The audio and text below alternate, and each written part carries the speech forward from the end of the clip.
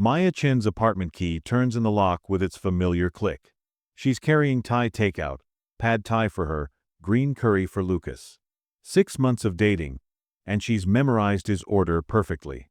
Spicy level 4, extra basil, no bamboo shoots. She expects to find him on the couch, reading one of his leather-bound first editions. Instead, the apartment is dark, silent. The only light comes from under the bedroom door. Lucas.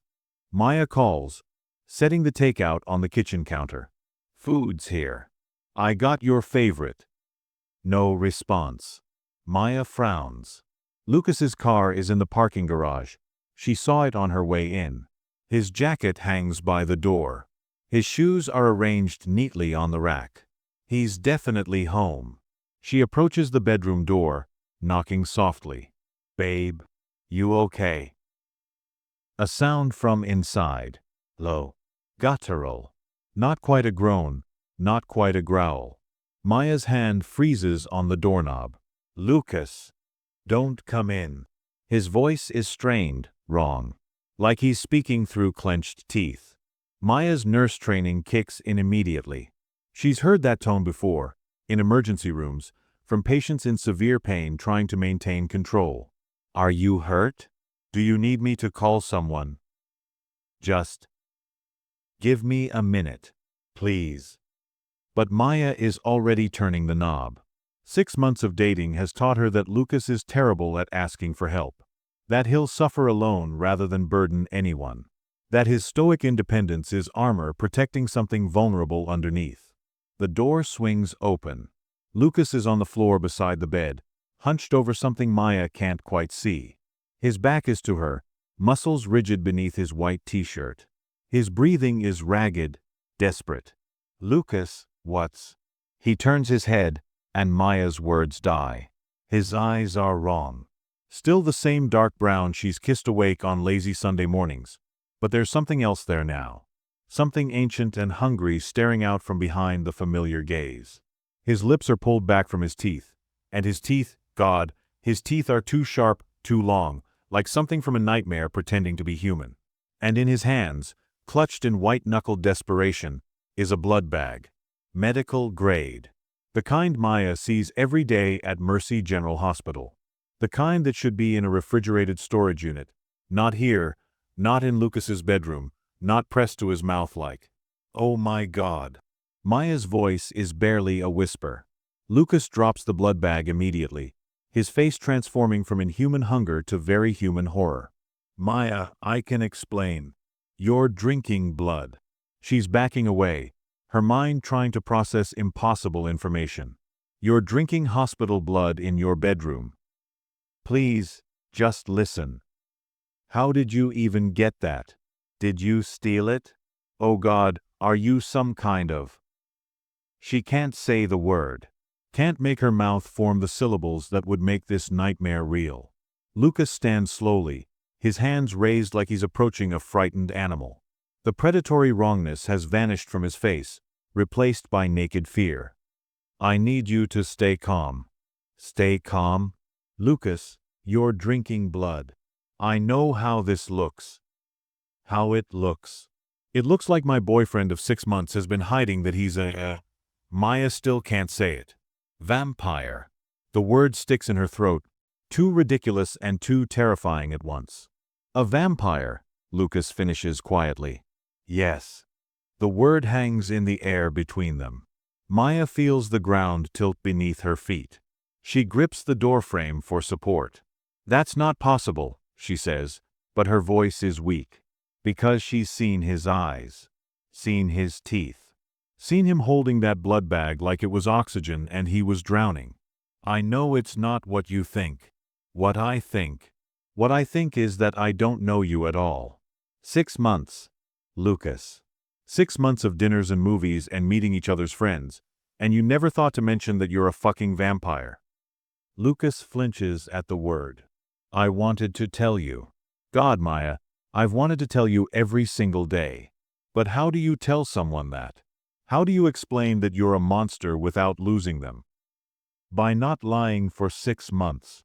Maya's voice cracks. By trusting me enough to be honest. I was protecting you. From what? From the truth? From who you actually are. She's shaking now, adrenaline and shock warring in her system. Every time we went out to eat, you were just, what? Pretending? Ordering food you couldn't even eat. Lucas's expression crumbles. I ate it. It tastes like ash now, like trying to eat cardboard, but I ate it anyway because I wanted to be normal for you. Wanted to give you the relationship you deserved. The relationship I deserved would have been built on honesty. Maya's eyes are burning with unshed tears. Jesus, Lucas, were you ever going to tell me? I don't know. His voice is raw.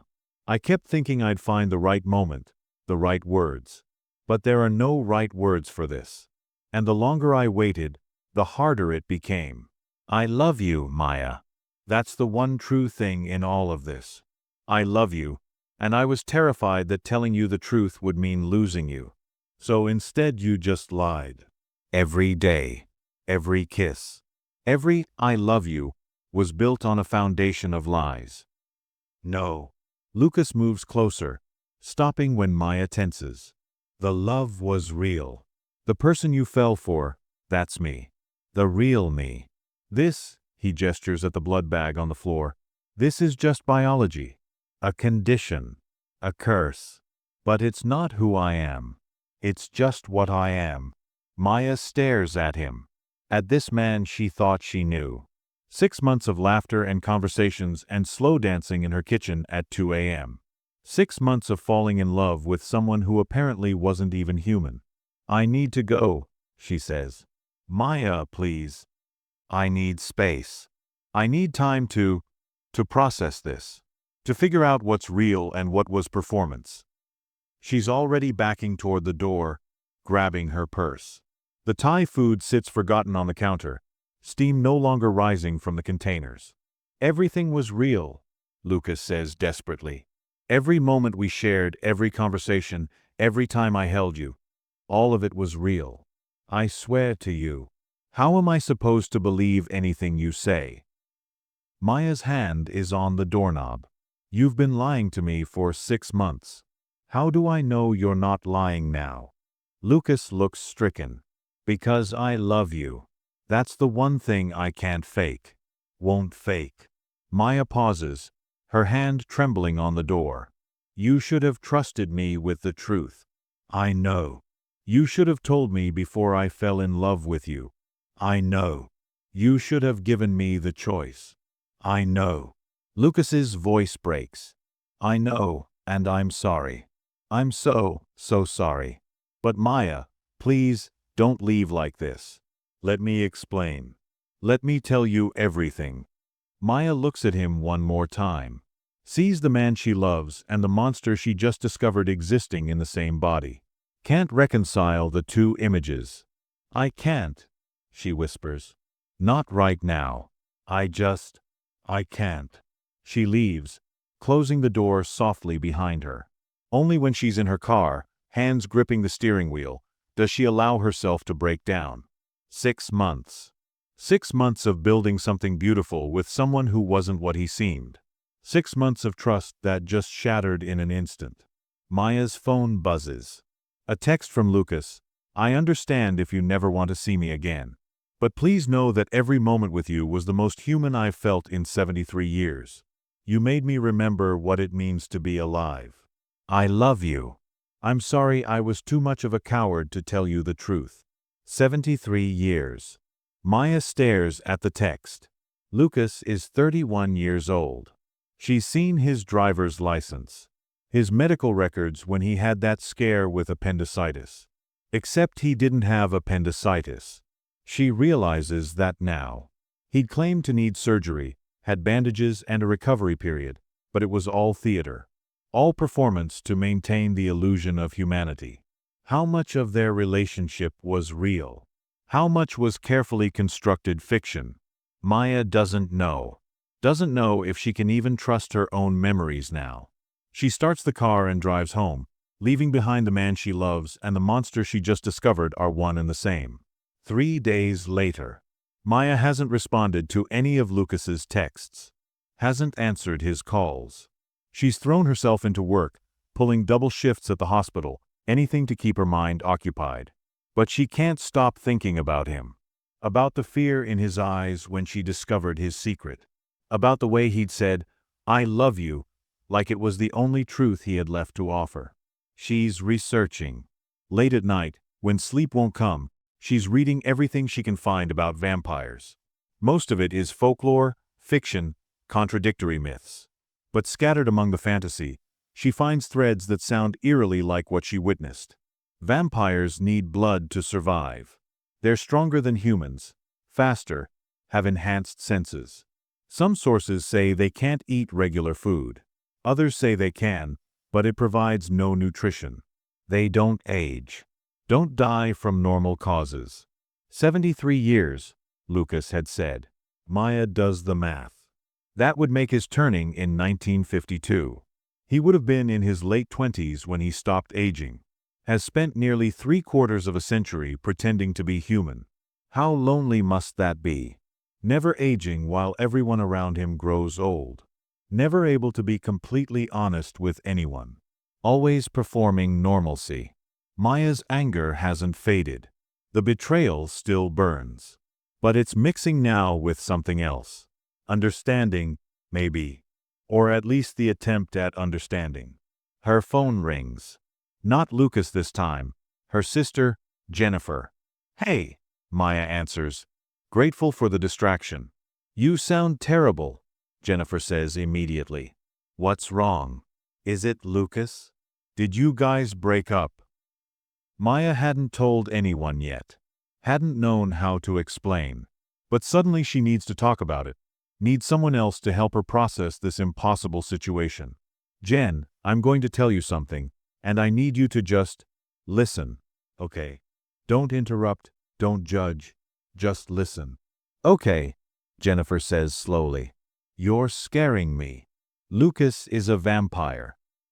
Silence. "Jen." "I'm listening," her sister says carefully. "I'm just processing. When you say vampire, do you mean like the sparkly kind or—" "I'm serious. I caught him drinking blood. Hospital blood. And his eyes changed, and his teeth, and he admitted it. Said he's been alive for 73 years. More silence. Then, "Holy shit. Yeah. Are you okay? Did he hurt you? Do you need me to come over?" "No, he didn't hurt me. He'd never hurt me. That's the problem, Jen. Even after finding out what he is, I still know that. He's still Lucas. Still the man who brings me coffee in the morning and remembers how I like it.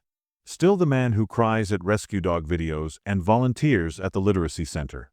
He's still him. But he's also this other thing. This impossible thing. What are you going to do?" Jennifer asks. "I don't know. Part of me says run. Forget him. Pretend the last 6 months didn't happen. But I can't. I love him, Jen. And that doesn't just turn off because I found out something about him that's difficult to accept." "Difficult?" "Maya, he's a vampire. That's not difficult. That's insane. I know. But is it really that different from any other deal breaker in a relationship? People date addicts, people with chronic illnesses, people with traumatic pasts. Everyone brings baggage. Lucas's baggage just happens to include supernatural biology. That's not the same thing and you know it," Jennifer says. "Those are human problems. Lucas is literally not human." "Isn't he though?" Maya argues. "He thinks, feels, loves, has morals and values and dreams. What makes someone human? Biology or consciousness?" "Oh God, you're actually considering staying with him." "I don't know what I'm considering. I need to understand. Need to know what this actually means. What his life is like. What being with him would really entail." "Then talk to him," Jennifer says. "Ask questions. Get answers. But Maya, be careful. You're a nurse. You know how predators work. How they isolate their prey, make them doubt their instincts. Lucas isn't a predator. He's been drinking hospital blood. Stolen or somehow acquired, I don't know, but he's not hunting people. Not hurting anyone. As far as you know. The words hit like ice water. You think he's killed people? I think he's a vampire. What do vampires do? Maya doesn't have an answer. Doesn't want to think about it. I need to talk to him. Promise me you'll be safe. Meet him in public. Tell me where you're going. Keep your phone on. I will, Maya promises, even though she knows public places won't protect her if Lucas wanted to hurt her. He could kill her in a crowded restaurant before anyone realized what was happening. But he won't. She knows that with a certainty that defies logic. Lucas would die himself before hurting her. The question is, can she build a relationship with someone who's fundamentally different from her? Someone who will never age while she grows old? Someone whose very existence contradicts everything she thought she knew about the world? Maya texts Lucas, "We need to talk. Tomorrow, 7 p.m., the Botanical Gardens." His response comes immediately. "I'll be there. Thank you for giving me a chance to explain." Maya stares at the text. She's not sure she's giving him a chance so much as giving herself one. A chance to understand. A chance to decide if love is enough to bridge the gap between human and vampire. She has 24 hours to prepare for a conversation that will determine the rest of her life. The Botanical Gardens, 7 p.m. Lucas is already there when Maya arrives, sitting on a bench near the tropical greenhouse. The evening sun is low, casting long shadows across the manicured paths. He stands when he sees her, and Maya notices he's chosen a spot in the shade. "Thank you for coming," he says. His voice is cautious, careful, like he's approaching something fragile that might shatter at any moment. Maya sits on the opposite end of the bench. "I need answers. Real ones. No more lies. I'll tell you anything you want to know." "When were you turned?" Lucas takes a breath. August 15th, 1952. I was 29 years old. Just finished medical school, about to start my residency. I was walking home late one night, took a shortcut through an alley, and something attacked me. I don't remember much after that. Just pain, darkness, and then waking up 3 days later in an abandoned building with a hunger I didn't understand. The thing that turned you, did it explain what you were? What had happened? No. It left me to figure it out on my own. I thought I was dying. Tried to check myself into a hospital, but the lights hurt my eyes, the sounds were overwhelming, and the smell of blood. Lucas closes his eyes. I couldn't control myself. I fled before I hurt someone. So how did you learn control? Trial and error. Mistakes. I'm not proud of my early years. I hurt people, Maya. Killed 3 people before I understood what I was and learned to manage the hunger. That's the truth you asked for. I'm not innocent. I'm a monster who's learned to wear a human face. Maya absorbs this. 3 people. 3 families destroyed because Lucas didn't know how to control what he'd become. When was the last time you killed someone? 1954. 71 years ago. After the 3rd death, I found others like me. Vampires who'd learned to exist without hunting humans. They taught me about blood banks, about animal blood, about ways to survive that didn't involve murder. I've never killed again since then. But you've fed. You need blood. Yes. I work at the blood bank downtown. Night shift coordinator. It gives me access to blood that would otherwise be destroyed, expired units, contaminated samples. I forge destruction records. It's theft, technically, but no one gets hurt. Maya blinks. You work at Mercy General's blood bank? For the past 5 years, yes. Before that, other hospitals in other cities. I move every decade or so, before people notice I'm not aging. That's where we met, Maya realizes. The hospital cafeteria. You were on break. I saw you and I had to talk to you. Knew I shouldn't. Knew it could never work. But you smiled at me, and for the first time in decades, I wanted something more than just existing. I wanted to be part of someone's life again. Maya's mind is reeling. So you approached me knowing you'd have to lie. Knowing you'd have to hide what you are. Yes. Lucas doesn't flinch from the accusation. I told myself I'd be honest. That I'd find a way to tell you early on. But then we went on that first date, and you laughed at my stupid jokes, and I was so happy I could barely stand it. I wanted more of that. More of you. And I was too selfish and too cowardly to risk losing it by telling you the truth. You were going to have to tell me eventually. Did you think you could just pretend to be human forever? No. I thought. Lucas runs a hand through his hair. I thought maybe if you loved me enough, the truth wouldn't matter. Or maybe I'd find the courage to tell you and you'd accept me. Or maybe I'd wake up and realize this was all a beautiful dream and I'd never actually deserve someone like you. Maya looks at him. Really looks at him. He's still Lucas. Same dark eyes, same slight scar on his left eyebrow from the rock climbing accident that she now realizes probably wasn't an accident at all. Same way of hunching his shoulders when he's uncertain. Same man she fell in love with. Except he's not a man. Not entirely. Tell me what being with you would actually mean, Maya says. Long term. No sugarcoating. Lucas meets her eyes. You'd age. I wouldn't. In 10 years, people would think I'm your younger brother. In 20, people would think I'm your son. You'd eventually have to decide whether to live in hiding with me or whether to end the relationship before the difference became too obvious. What about children? I can't have them. The vampiric transformation leaves us sterile. Maya feels something break in her chest. She'd always imagined having kids someday. 2, maybe 3. Teaching them to ride bikes and helping with homework and watching them grow into adults. What about your family? Lucas continues. I'd have to keep my distance. Vampires and extended family gatherings don't mix well. Too many questions about why I never age. You'd essentially have to choose between me and being fully part of your family.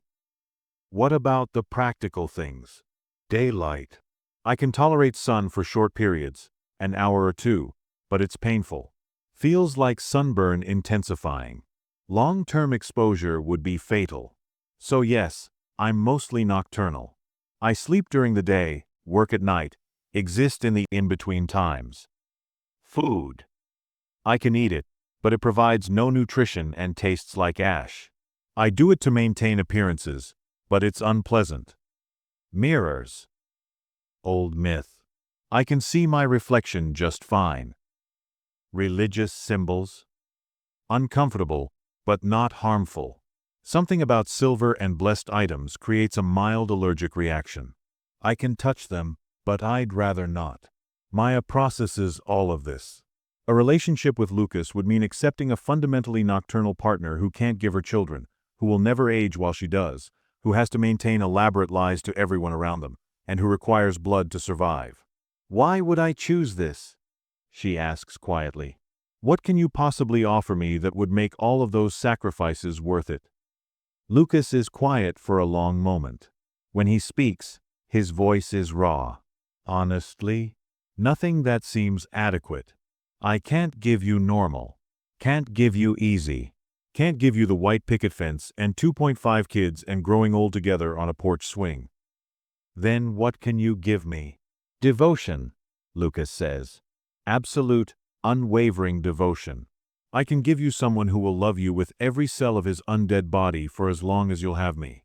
Someone who has seen empires rise and fall and still thinks you're the most remarkable thing he's ever encountered. Someone who will spend every moment of however long we have together trying to make you happy, trying to be worthy of you. He moves closer, and Maya doesn't pull away. I can give you honestly from this point forward. No more lies. No more performance. Just me, exactly as I am, flaws and fangs and all. I can give you partnership with someone who will literally never stop loving you, never get bored, never take you for granted.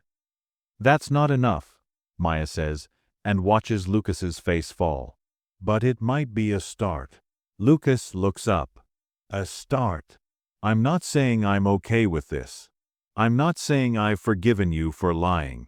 I'm saying I'm willing to see if we can build something real. Something based on truth this time. Maya. But I need time. I need to see you as you actually are. I need to ask uncomfortable questions and get honest answers. I need to decide if I can build a life with someone who's fundamentally different from me. However long you need, Lucas says. Whatever you need. I'll answer any question. Show you any aspect of my existence. No more secrets. How do I know you're telling the truth? How do I know there aren't more secrets? Lucas pulls out his phone, scrolling to something. He hands it to Maya. On the screen is a document. Dense legal text. It's a permission form, Lucas explains. Giving you access to every aspect of my life. Bank accounts, property records, employment history, everything. I've also included contact information for 3 other vampires who know me. You can talk to them, verify anything I've told you. I want you to have every tool you need to determine whether I'm trustworthy. Maya stares at the document. It's thorough, prepared, ready to be filed. When did you make this? 3 days ago. The night you left. I knew if I had any chance of earning your trust back, I'd need to be completely transparent. Maya reads through the document carefully. It's legitimate. She can see lawyers' stamps, official seals. Lucas has essentially given her keys to his entire existence. You're willing to let me investigate everything about you. I'm willing to let you know everything about me. Yes. Maya hands the phone back. Then start with the hard questions. Have you ever killed someone I know? No. Never. Have you ever fed from someone without consent? Lucas hesitates, and Maya's heart sinks. Answer honestly. In the early years, yes. Before I had control, before I understood consent. I would take blood from people who were drunk or unconscious.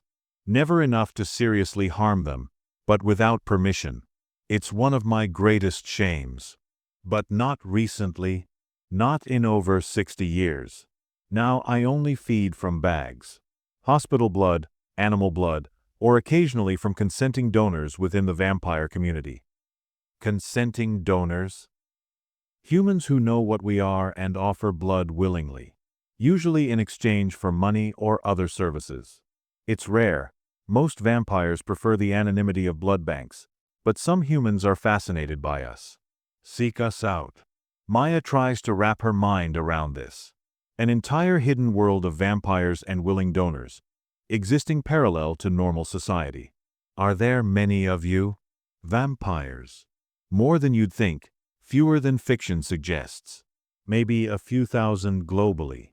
We stay hidden, move carefully, maintain elaborate cover identities. Most humans live their entire lives without ever knowing we exist. Until someone falls in love with one of you. Lucas's expression softens. Until someone falls in love with one of us, yes. They sit in silence for a moment. The botanical gardens are closing soon. Maya can see employees beginning to lock gates in the distance. I want to see where you really live, Maya says. Not the apartment you showed me. Your real home. Lucas looks surprised. I do live in that apartment. But you have other places. Other identities. Show me those. Show me your real life. Lucas studies her face. You're sure? I need to understand your world if I'm going to decide whether I can be part of it. Okay, Lucas says. But not tonight. Give me 24 hours to prepare. There are security measures I need to adjust. People I need to notify. This isn't something I can show you casually. Tomorrow night then. Tomorrow night, Lucas agrees. I'll pick you up at 8. Maya stands. Lucas stands with her, and for a moment they're face to face, close enough to touch. Maya can see the hope in his eyes, mixed with fear and desperate love. "I'm not promising anything," she says. "I'm just gathering information." "I know. But Lucas." Maya reaches out, taking his hand. His skin is cool but not unpleasantly so. Solid. Real. "Thank you for being honest." Finally, Lucas's fingers tighten around hers. "Thank you for giving me a chance to be." Maya walks away, leaving Lucas in the gardens as darkness falls. She doesn't look back, but she can feel his eyes on her, ancient, inhuman eyes that somehow still hold very human emotion. Tomorrow, she'll see his world. And then she'll decide if she can build a future in it. Tomorrow night, 8 p.m. Lucas picks Maya up in a car she's never seen him drive, a sleek black sedan with tinted windows. "UV protection," he explains when he sees her looking. "Lets me drive during the day if needed, though it's still uncomfortable." They drive for 40 minutes, leaving the city behind, entering wooded areas Maya didn't know existed this close to Boston. Finally, Lucas turns onto an unmarked gravel road. "Where are we going?" Maya asks. "My real home. The place I actually live when I'm not performing humanity." The road winds through dense forest before opening into a clearing. A house sits in the center. No, not a house. A compound. 3 buildings arranged around a central courtyard. Modern architecture designed to blend with the natural surroundings. Lucas parks in an underground garage. As they walk toward the main building, motion sensor lights activate, but they're soft, not the harsh fluorescence Maya expected. "We're sensitive to bright light," Lucas explains. "Everything here is designed for vampire comfort." Inside, the house is stunning. High ceilings, open floor plan, but with heavy curtains on every window. The furniture is expensive but lived in. Books everywhere. Some new, many ancient. Art on the walls, spanning different centuries and styles. "This is incredible," Maya breathes. "This is 70 years of accumulated wealth and belongings," Lucas says. "Vampires don't need much money to survive, but we have a lot of time to accumulate it. I've had good investments." He shows her through the main house. Kitchen that's barely used, library that clearly sees heavy use, bedroom with blackout curtains, and a bed that Lucas admits is mostly for show. "We don't sleep the way humans do. We go dormant during daylight hours. But it's not really sleep. More like shutdown." The second building is a workout space.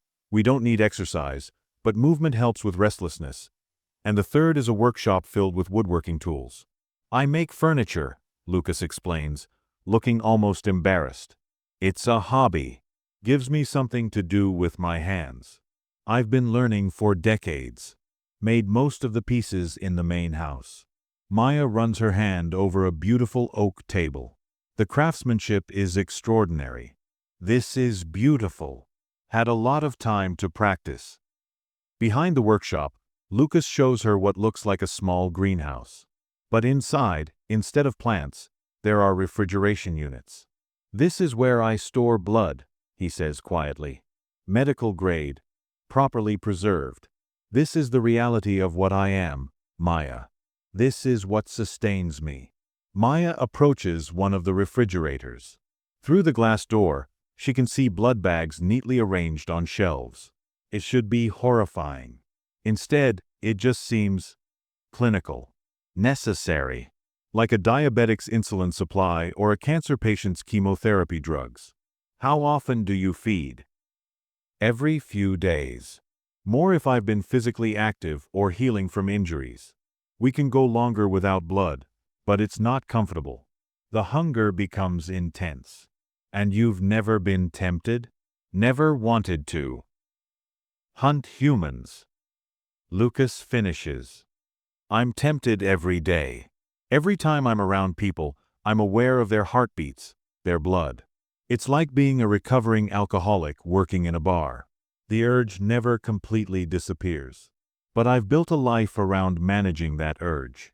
And I've seen what happens when vampires give in to it. I won't become that." Maya turns to face him.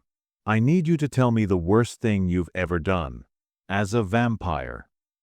Lucas is quiet for a long moment. When he speaks, His voice is heavy with old guilt. The third person I killed. Her name was Catherine Miller. She was 23 years old, a kindergarten teacher. I was still new to being vampire, didn't understand control yet. Encountered her leaving a late-night diner. The hunger took over. I drained her completely. Left her body in an alley. He meets Maya's eyes. I found out later she had a fiancé. They were supposed to be married 3 weeks after I killed her.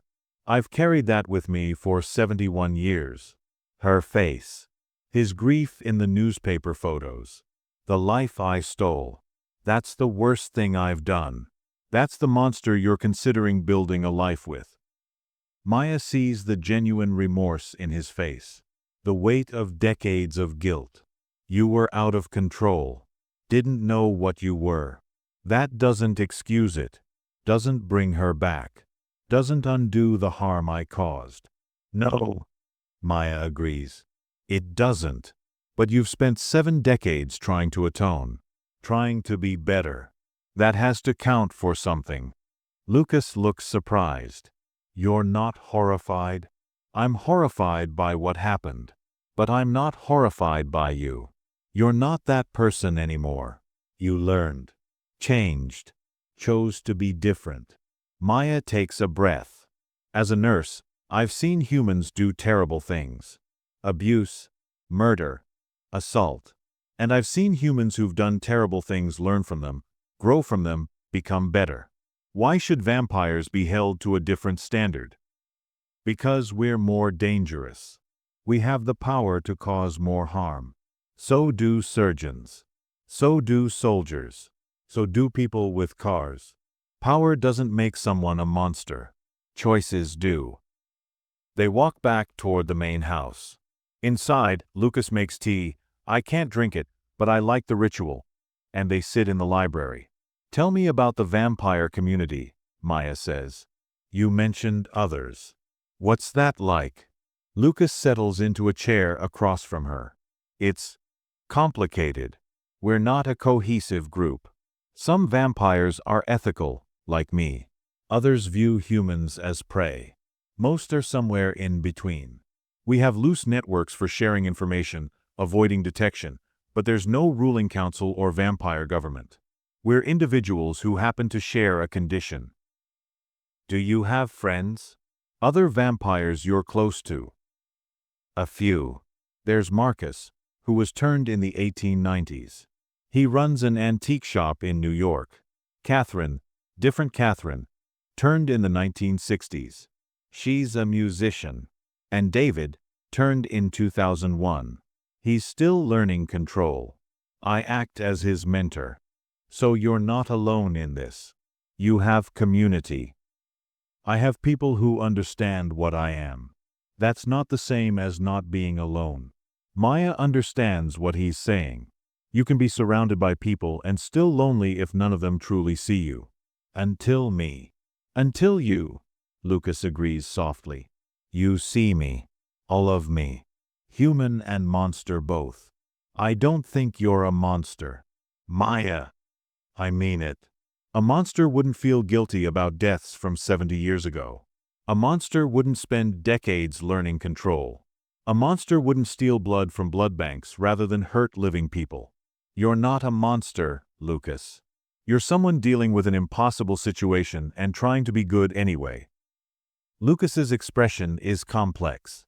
I don't know if that's true, but I want it to be. Then keep choosing to be, Maya says. That's all any of us can do. Keep choosing to be good. They talk for hours.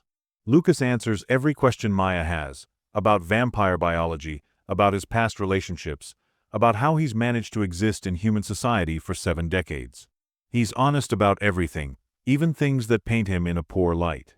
Finally, as dawn approaches, Lucas says, I need to ask you something. Okay. What do you want from this? From us? Because I'll give you whatever I can, Maya. But I need to know what you're hoping for. Maya considers the question. I want honesty.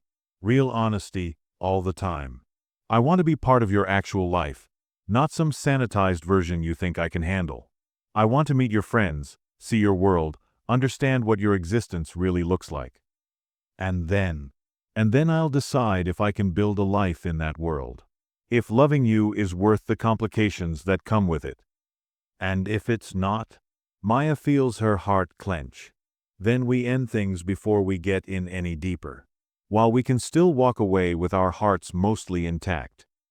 Mine won't be intact, Lucas says quietly. If you walk away, you're taking most of my heart with you.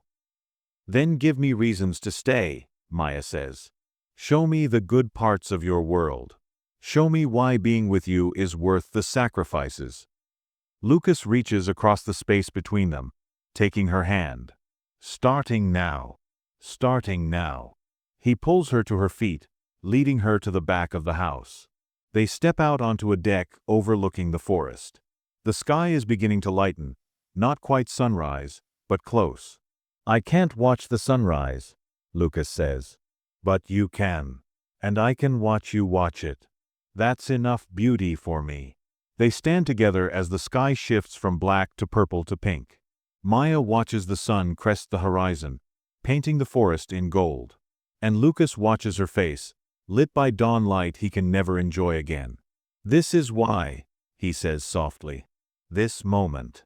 You, here, real and alive and choosing to spend time with me despite everything. That's why being with me might be worth it. Because I'll treasure every moment. Because I know how rare and precious this is. Maya turns to look at him. His face is already showing signs of discomfort from the growing light, but he doesn't move. Doesn't complain. Just stands with her, sharing this moment. Okay, Maya says. Okay, what? Okay, I want to try. Really try. To build something with you. Lucas's face transforms, from cautious hope to overwhelming joy. You mean it. I mean it. It's terrifying and complicated and probably a terrible idea. But I love you. And I think that might be enough. Lucas pulls her into his arms, holding her like she's the most precious thing in the world. I won't let you regret this. I swear I'll spend every day trying to make this worth it for you. Just love me, Maya says. Honestly. That's all I need. I can do that, Lucas promises. I've been doing that since the day we met.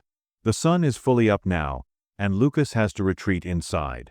But as Maya follows him, she realizes something has shifted. She's not walking into his world feeling like an outsider. She's walking into their world, a space they'll build together, human and vampire, learning to bridge the gap between them. It won't be easy. There will be complications, sacrifices, difficult choices ahead. But love rarely is easy. And the best things in life are usually the ones we have to fight for. Maya has chosen her fight. And she's chosen Lucas. Monster, man, or something in between, she's chosen him. And maybe, just maybe, that will be enough.